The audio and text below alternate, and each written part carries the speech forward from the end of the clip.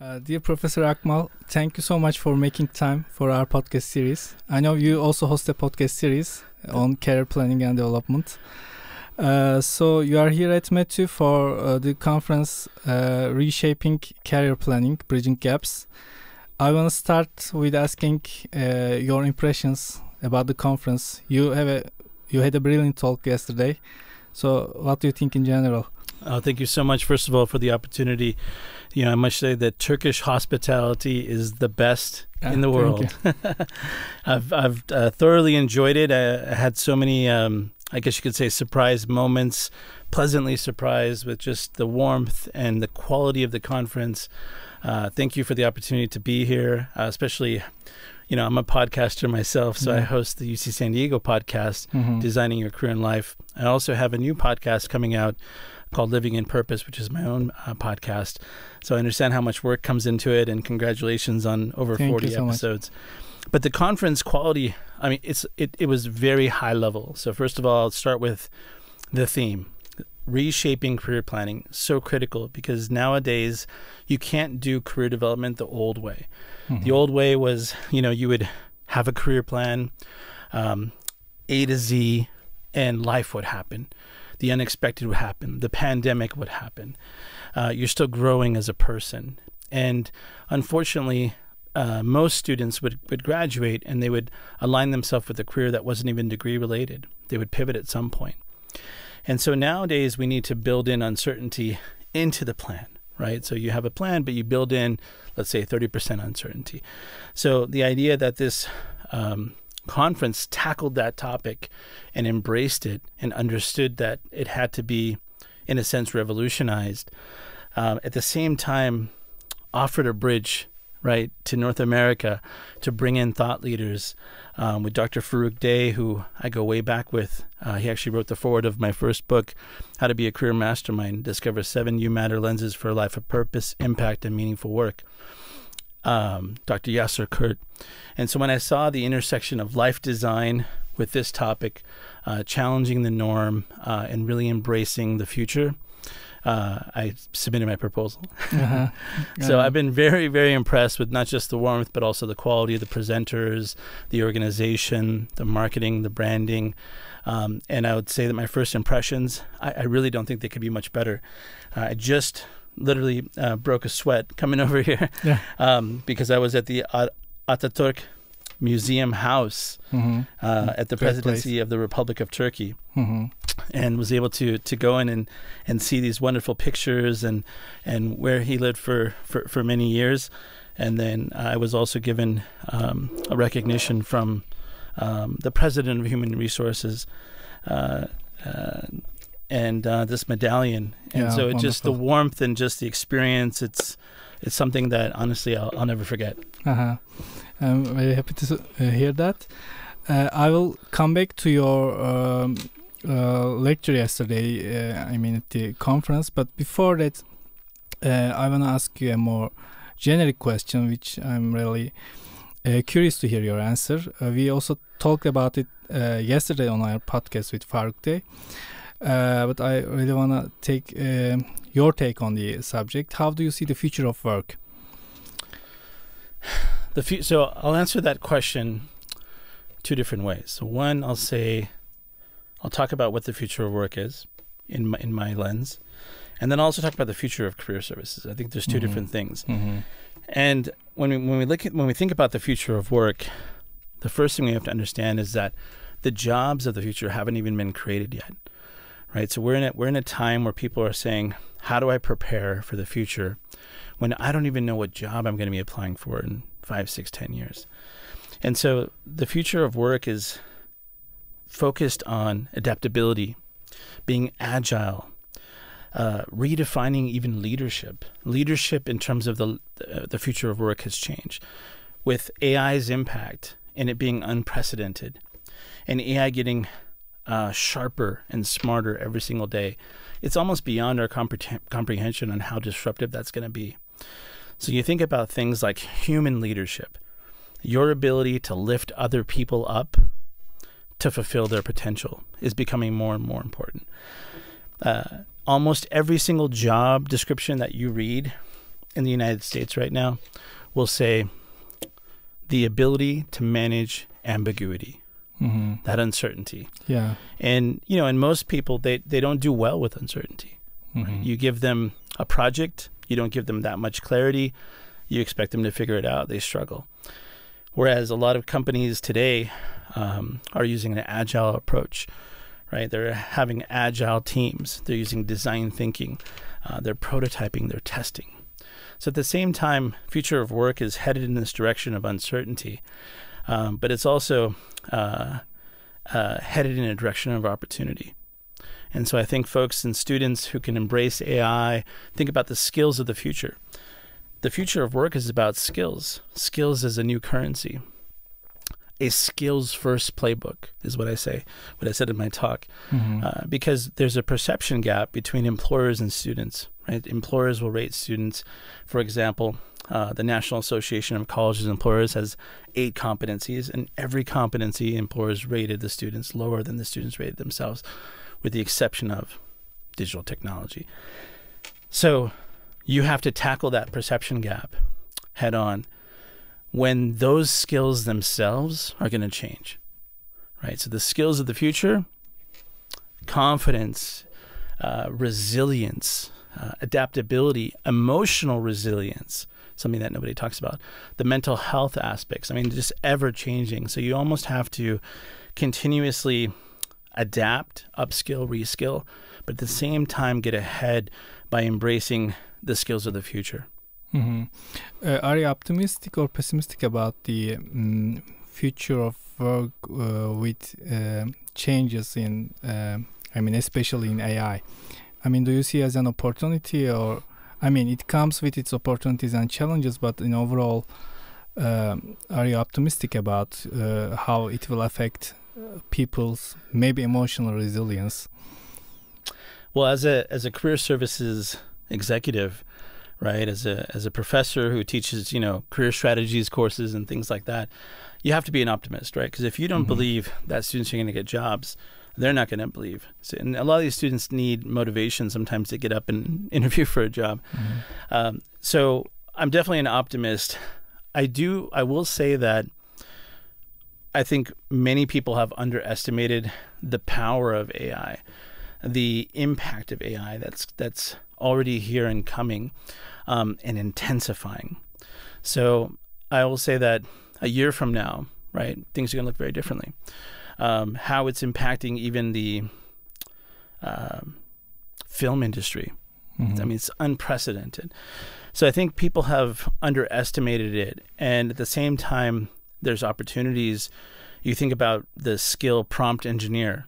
It wasn't even, it didn't even exist right before. Now even departments have been launched for prompt engineering. Exactly. And, you know, not too long ago, I was on a panel and I was talking about how everybody needed to have their own chat bot in a career center, and people really looked at me like like I was crazy. And you're going to see at the next big career conference, most of the topics are going to be about AI, just like you saw design thinking and some of those trends that happened. So not only am I an optimist, it's difficult to get ahead of something that is changing faster than you can even imagine. So I think the future of work is about imagination. It's about creativity. It's about the human spirit. But it's also about you understanding that AI can free up your time. It can liberate you. So for example, why would I want to look at 100 resumes when I can feed it into an AI to produce it with all of my tips in it? That would free up my time, all those mundane tasks, to do much more creative things, right? To build a career readiness passport. And so what do I do in my free time? Some people say, Hassan, you never stop working. I mean, when you love what you do, that's what you do, right? It's a labor of love. So on the weekends and nights, I was building my own career and life design lab virtually. And I created my own AI assistant. And her name is Aya. A-I-Y-A, right? Meaning sign in Arabic. And I fed it all of my books. I fed it all of my articles. I fed it my career and life design theoretical framework, which is similar to Dr. Farouk Dey's concept that he talks about with life design from the faculty at Stanford. My framework is a little bit different, but a little bit of a different twist. But I fed it all, and then I tested it. Right, I gave it questions, and it fed me the answers faster than I could give the answers, and I wrote the book. Yeah. Right. So I think it's opportunity, and I think with that opportunity being so enticing and so incredible, I find it really exciting. Like, you won't see me get excited about code, but you'll see me get excited about AI code. Right. My 11-year-old nephew, he's taking an AI coding class. That's interesting. Right. So I feel like it's the edge that I need so that my position can eventually evolve into a creative director. Right. I could be the executive creative director of career and life design, for example, and that will give me an opportunity to focus on things that I enjoy doing rather than checking email and all those things that can be automated. Yeah, actually, that's an exciting perspective, I think. I also agree with the point that opportunities of AI are much more than the challenges. So yeah, it's really nice to hear it from you. Yeah. Also. Coming from that, you yesterday talked about Career Readiness Passport, which is a really appealing, interesting project of yours. So can we talk on it a bit more? Absolutely. What it includes, what will it, what outcomes do you expect from it, how it affects our life designs as students, recent graduates? Absolutely. So I would say about a decade ago, while I was the chair of career education, the director of business career services, and also I was an adjunct professor at Loyola University of Chicago, the dean of the school came to me and said, "Hassan, I need a menu. I need a pamphlet. I need something that I can give to students when they ask me for, where do I start?" And I remember, she had just hired me. Okay. Dean Getz, and she said, she said, "If you don't know what to do, I hired the wrong person." And so I said, "I know what to do. May I have your permission to go creative with it?" And she said, "Yes." And I was like, "What's my budget?" And she gave me a budget. And I was like, "I can work with that." So what I did is I created a customized, forward-thinking career and life design guide. Right. So if you're a student walking on campus and you're like, "Where do I start? Where's the career center? Do I start with my resume?" I said, that's not going to work, right? The olden days, you go into, let's say you're my career coach. I walk in, I give you my resume. You edit my resume and you give it back to me. And there's really not much conversation about purpose or, "Hassan, what is your why?" And I wanted to go 7 levels deep. I wanted to say, okay, my why is I want to leave a legacy. Why? Because my family struggled after my father passed away. Why? Because for me, it's about meaningful work and purpose. Why? Because I want to make a difference and impact, right? So you get closer to that purpose framework. So I created something called the Career Readiness Passport. And it was so successful that I recreated it when I went to Columbia University. Designed it at UCLA. But while I was at UCLA, I got poached for UC San Diego. I was leading a multi-year reimagination. So I ended up creating the digital version at UC San Diego, which has received a lot of attention. Nace did an article on the passport in the fall of last year. And what it looks like is like a real passport. And the reason for that is when we were at a business school, we wanted those students to become change agents. We wanted them to be global citizens. So we created a version of a passport that looks like a real passport. And when you open it up, it has a place for your photo, your name, your major, areas of interest, desired career trajectory. So it's giving those students those questions early on, and it's also giving you something to work with. So when you go in to meet with your career coach, you got to bring your passport with you. Not only that, students put their picture on it, and what that does is it gives them that sense of belonging. And then it has kind of a welcome note from me, right? It says, "Find your true ambition," right? A little checklist. Here's how to be successful. And what it is a career and life design roadmap / checklist. but it has incentives, right? So you have the assess stage, the reflect stage, you have the immersion phase, and you also have an engaging phase. So it gives students a list of things that they can participate in. And not only that, it gives them an opportunity to get stamps, like a visa stamp. So let's say you go to a career fair, right? You go to the career fair, you're walking in, you get, boom, you get a stamp.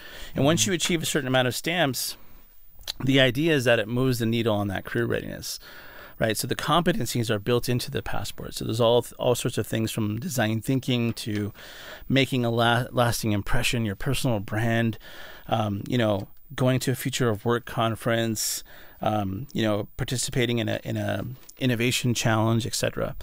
And once they get through it, we celebrate them. So usually at the end of, let's say, your matriculation, a career center will say, "Hey, Hassan, did you have a job? Oh, you don't have a job? Okay, come back when you have a job." Same thing when I went to have my resume reviewed by you, right? You edited my resume. Hey, Hassan, what's your passion? Oh, you don't know? Okay, come back when you figure it out. So the career centers in the olden days, they weren't really focusing on helping students with the process. There was no purpose finder. There was no passion finder. So the idea behind the passport is to be that guide, that roadmap for them.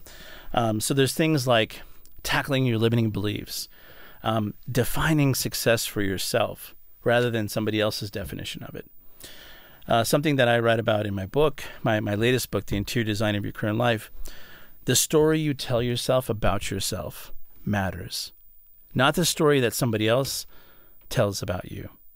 And then you also have a third one. That's the real story. Because sometimes the story that you tell yourself about yourself is a lie, right? Yeah. You want to believe it, but it's actually not. Let's say I want to have this vision and be on a mountain, and the job that I have is not going to get me that life. Let's say I want to live in Istanbul and be an entrepreneur and have a beautiful view, and I'm not making enough money, and the path isn't going to get me there. So sometimes you kid yourself, you lie to yourself. And then sometimes somebody else's impression, maybe it's your parents, right? My parents wanted me to go to medical school. I got into medical school, I deferred, and decided to play pro tennis. Their story was, if you want to be successful, you have to be a doctor, a lawyer, or a failure. There's three options. And then there's a real story, the path that you really want to aspire towards. So we help them with that path in the passport. And in the end, we ask them to not just fill out a survey, but we ask them to share their story. Under the hashtag at UC San Diego, it's called UCU. Yeah. And the idea is like you see you, right? Meaning you see your true self, your authentic self. So it's also kind of a reflection, kind of an interviewing process for you to really align with who you really are and who you want to become. Yeah, it's, I think, an amazing idea. And I think from a viewpoint of a student, it gives confidence because you have something physical that you hold in your hand, and all of your passions, ideas, views about your life design or career development are all in there. So I think it's a great idea. So it's both physical and digital versions right now. So I had the physical versions at Loyola University of Chicago and also at Columbia University. And at Columbia University, we were building the app. And then I moved on to UCLA, which was going to be a digital version. And this is, so the physical incentive gift is obviously physical. It's a leather passport holder for your real passport. And the idea is that we want them to take it with them. So they're carrying this at graduation, right? They're celebrating, and alumni are keeping this. At Loyola right now, it's a digital passport. So it's a interactive one, right? So it's one that we can use. They can they can interact with it directly. They can adjust it, edit it, and it's just more efficient. And students really wanted the digital version. But surprisingly enough, we actually thought that we got a lot of feedback in other universities that they wanted the app and the digital version, right? Both. Yeah, they wanted both. The physical version was very successful. I mean, they were blowing through this. I mean, international students specifically were the first to finish it. And you know, it's not easy. It's like 12, 15 stamps, right? And you can't do the same one over and over, you know. So, but when we went to UC San Diego, the feedback was, okay, the leaders, the stakeholders, they were convinced digital was the way to go. So we built it. And it's good. It's great. But now they're asking for the physical one. They want it. They like having it in the hand. So we're in the process of it's actually print ready. So we're in the process of aligning a sponsor to print. You know, we have 43,000 students, so it's lots of passports. But we're also building it into an app and into a course, because right now it's just a digital document, customizable. But we would like to actually gamify it through a course that's available 24/7. Do you have a plan like making this a standard for all universities, or all universities who demand to take this application in their career services? You'd be surprised. I think I've had probably over a dozen universities, very well-known ones. In fact, Ivy League reached out to me from a department to if I could ask them for a copy of it. Many of them read the article in NACE. And so I do think it's becoming more and more popular. And I think a lot of universities, they have different versions. So this is an undergraduate version. At Loyola, we had an undergraduate version, and we also had a graduate version. Because the graduate version, right, you're looking at professional development and students who are pivoting and career transitioning a little bit more often. You have PhD students. And so it's a little bit different. So I think it might look different, whether it's undergraduate or graduate, and depending on what university. Some universities that I've consulted for, they've asked me, can you build me a scorecard?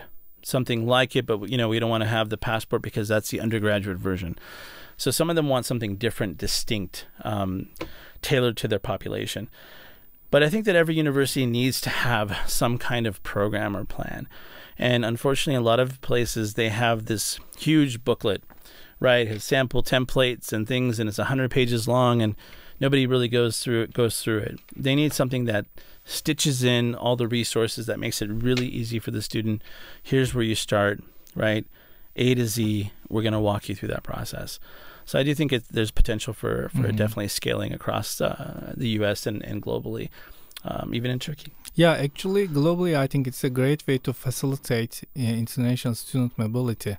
When a student goes to some other country, I mean, for short term or long term, it would make it easier to adapt. I mean, if they are seeking a job in that country, or I mean a PhD position or something, I mean it will facilitate so many things. I mean, just showing someone that here is, instead of showing a resume, here's my passport, you can check it out.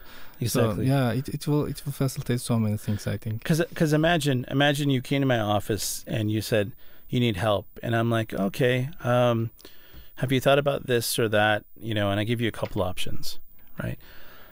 If I give you a list of 20 things, right, and I talk you through them, now you have, oh, that's a good idea. I should do an informational interview. Oh, I should get a mentor. How's the best way? So if I give you a list and I give you examples, and I also go deeper, so I ask you to define success. So before we look at the resume, how do you define success? And you're like, I'm not really sure. I'm like, let's focus on that first. What does success mean to you? Because if I do all that work and you're graduating and you're like, you know what, this is not what I want to do. I thought I wanted to do accounting, but the reality is my dad's an accountant. He wants me to do it, but I hate accounting. I love finance. I want to be an investment banker, right? So, I mean, these are real conversations that I've had with students. And unfortunately, it's 4 years later and there's time lost. So I think that guide, if it's well thought out, and this is something I've been working on for 10 years, putting all the little pieces in it, where does the section on reflection go? Where does the section on limiting beliefs go? Where does, at what point does a student look for an internship? So we have a lot of suggestions in it. And just like with design thinking, empathizing, defining, although you can go in those steps, you can also go backwards. So let's say you end up in design thinking steps, for example. Let's say you prototype it and it doesn't work. You test it, right? You go back and redefine, reframe something, ideate again. So the same thing with this process. You could be in the engagement phase and giving back and mentoring students, and then all of a sudden you realize, you know what, I'm really good at this, but it's not my passion, right? For me, tennis was my biggest passion. I was the best at tennis. And okay, I made a living for it for a little while, but then life moves on. But people have many passions over a lifetime.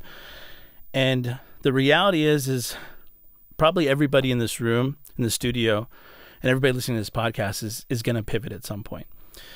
Many of them are going to have multiple careers at the same time.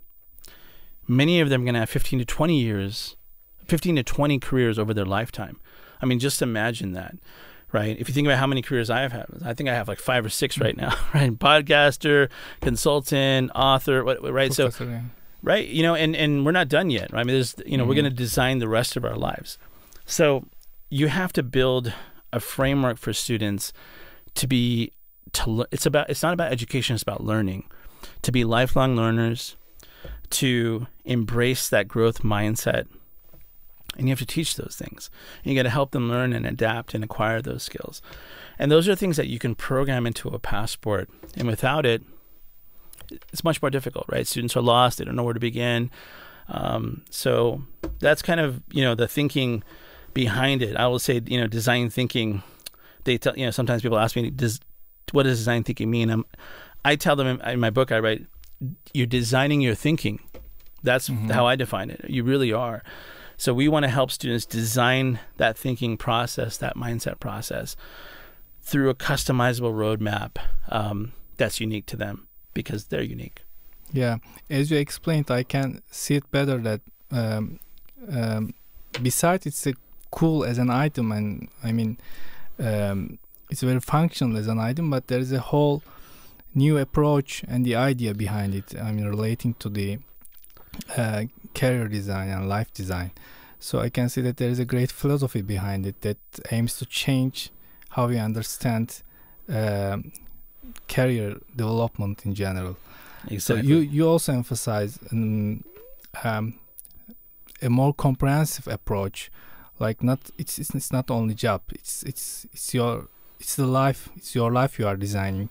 So I think it's in that sense I think it's also opens new spaces in how we think about career development. You hit the nail on the head. I mean, that's brilliant of you to be able to pick that up, and that's exactly what it's about. And that's why, you know, you hear a lot about life design, and you talk about the book Designing Your Life, the Stanford professors, but life design existed before the design lab at Stanford, right? There was books on life design, designing your life. The theoretical framework that I created, right, is called Career and Life Design. It's not the life design, the Odyssey plan from the Stanford faculty. It has a lot of the concepts and things like that in terms of design thinking, but career and life design isn't just design thinking. Career and life design is your career and your life. And why do I spell it out? Because you have to, right? Career and life go hand in hand. It's the line is blurred, especially now post-pandemic, right? It impacts your career, life impacts your career, career impacts your life.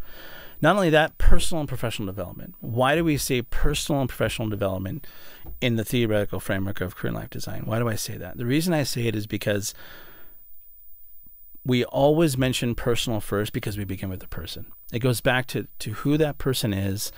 And one of the things that I think I'm most proud of when it comes to that theoretical framework is we focus a lot on that reflection process, that self-discovery, the identity. If you think about it today, how many people are struggling with who they are, who they want to become, right? There's who you are. You may not be happy with it. You know, and when I was at the office of the Turkish Republic at the Presidency Office of Human Resources, we were talking about what? Dr. Salim, the president, he said, the most important thing, Hassan, is self-awareness. And I said, that's brilliant for him to say that. And I really do think that's one of the most important things. And that self-awareness is embedded in that theoretical framework. Who are you? Who do you want to become? These are questions that you have to ask, because if you don't ask them, right, you don't even know if you're going in the right direction. How do you know where your North Star is, where your true north is? Where do you know, if you don't have a compass, how do you know which way north and south is, right? And quite related to your concept UCU, I think. Yeah. So exactly. So I came up with this concept UCU also I'm part of this University of California consortium. So it's all the directors of, UC Berkeley, UC Irvine, Davis.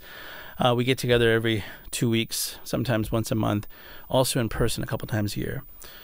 And so we say the power of 10. If we were to combine all of our efforts. So I united everybody under the hashtag of UCU because I knew that when you graduate, if you share your story, for example, at Columbia, they have Columbia U.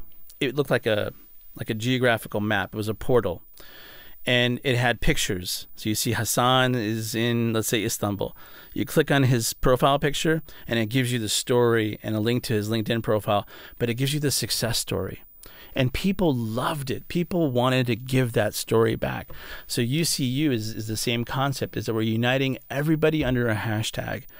And essentially, my goal was to blow up the internet. So we did a social media day where everyone submitted any kind of success story. It could be a success story in your job, a promotion, you landed a job, you submitted an application, you moved the needle in career readiness, but it was all about success. And I think that's really important for success to build in terms of building a success culture. And so we did under that hashtag, and it's been fun. It's really great.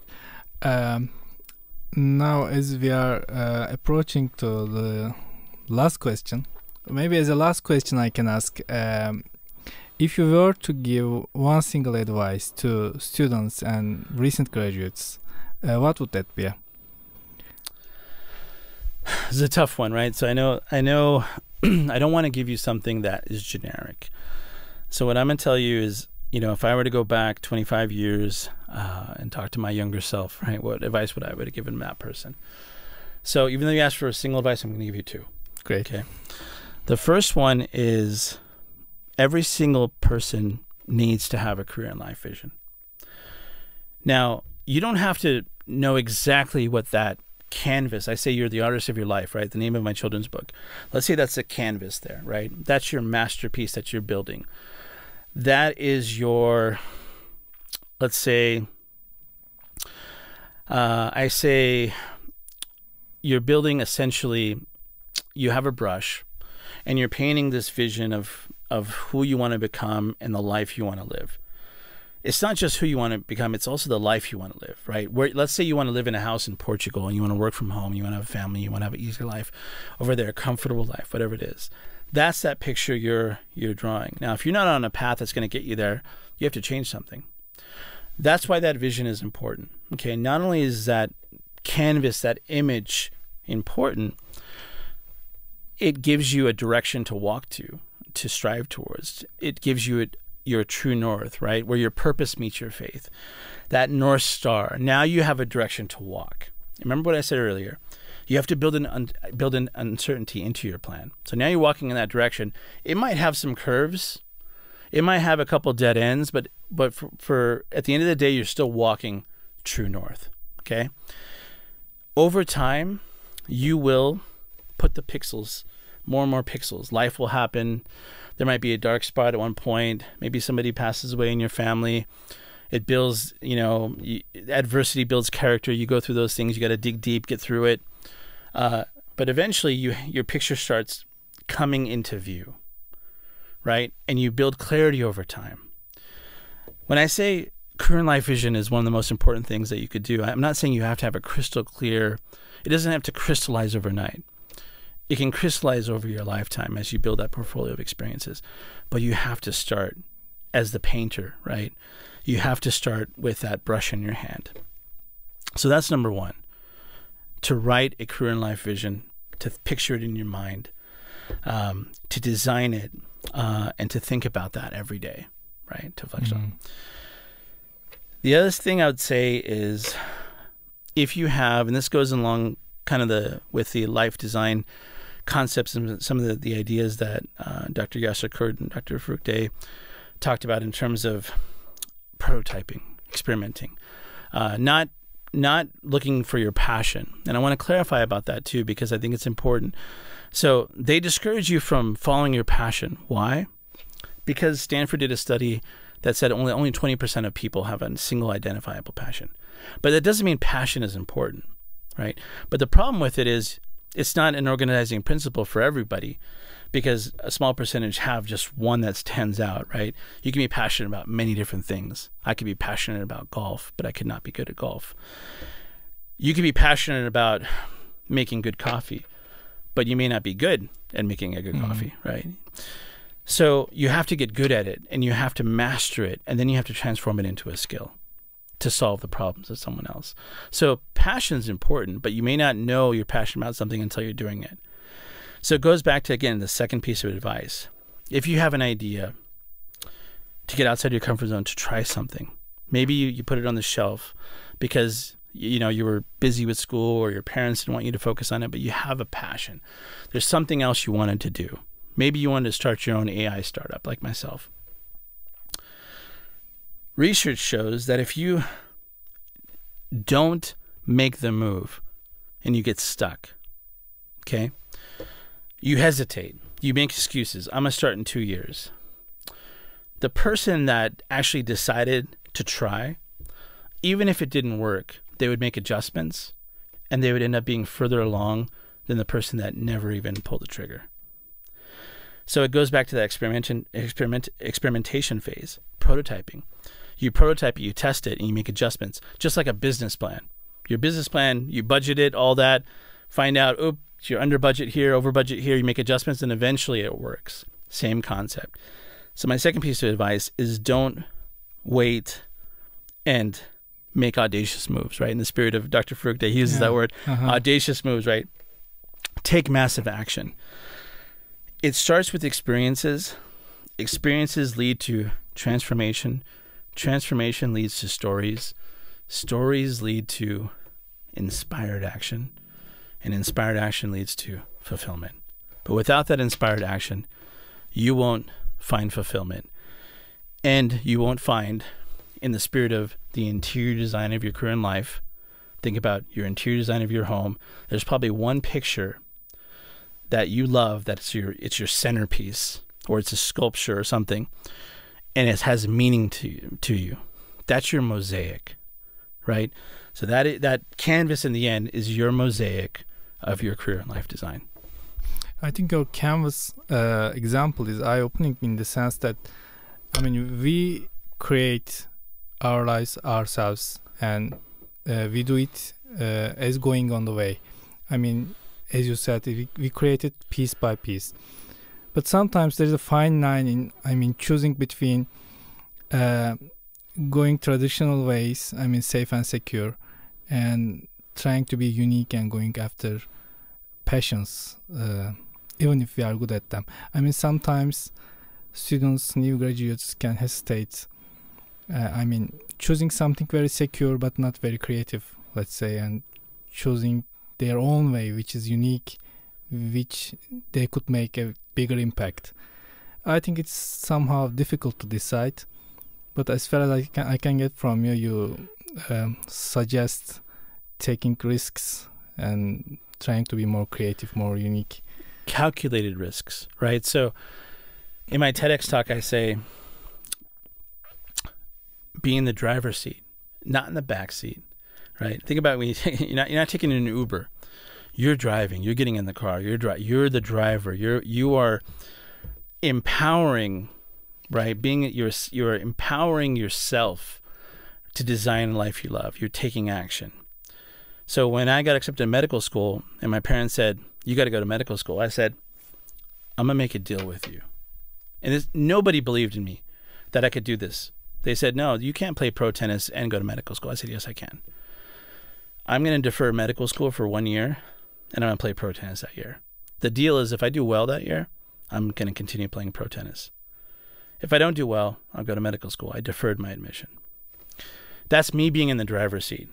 If it was me just doing, I'm going to be a physician in a hospital, that's not where I visualized myself in the future, I would have been in the back seat. So that's one thing. Two is the fear, right? The fear that you talk about. Those are real. Even when I think about, I was wearing a ring yesterday. I'm not wearing it today, but it was a archer's ring, a Turkish one, with a falcon. And somebody asked me, "Hey, what does your ring mean?" I said, It's a Turkish ring. Falcon is a symbol for my consulting company, Career and Life Mastery. But it symbolizes freedom, right? And one of the slides I had in my deck was love yourself to free yourself. Only then will you find yourself. So it's that liberation. But you have to overcome those fears. And here's the great thing about it, right? Dr. Yasser Kurt, what's his branding statement? Fail furious expert. There's pride in that. So if it doesn't work, guess what? You just found out that doesn't work. Let's try it a different way. So I built an AI startup in 4 days. Well, I mean, obviously, the research and longer than that, and the website, things like that.